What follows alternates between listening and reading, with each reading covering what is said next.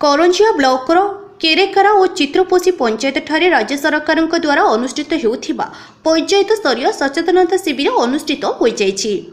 केरकेरा ठारे बादल महातंको परिचालन रे अनुष्ठित शिविर सभापतित्व सरपंच संजुलता गागोराई करिथिबा बेले चित्रपोषी ठारे अनुष्ठित शिविर को जीपीओ देवाशीष साहू परिचालना और चित्रपोषी सरपंच गीताराणी नायक सभापतित्व करथिले।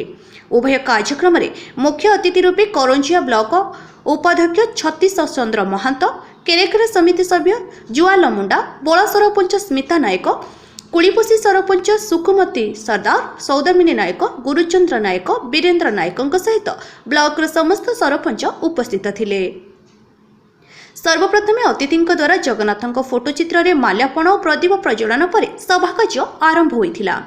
सभारे वक्ता माने राज्य सरकार विभिन्न लोकाभिमुखी योजना और ग्रामांचल भित्तिभूमिर विकास विषय में निजर वक्तव्य प्रकाश करथिले।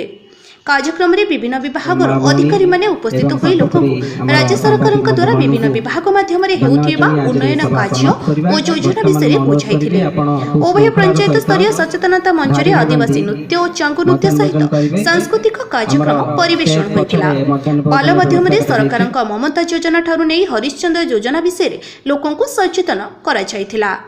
एपीओ तुषारकांत साहू, चित्रपोषी पंचायत कार्यनिर्वाही अधिकारी चक्रधर नायक, रश्मिरंजन सिंह, जितेन्द्र पुष्टि सहित अन्य कर्मचारी माने कार्यक्रम परिचालन में सहयोग करथिले। शिविर में विभिन्न विभाग स्टल रे लोकों भीड़ देखा मिलता। उभय कार्यक्रम में प्राय 1000 लोकों समागम होइथिला। करंजिया सत्यव्रत मिश्रଙ୍କ रिपोर्ट, गूगल न्यूज।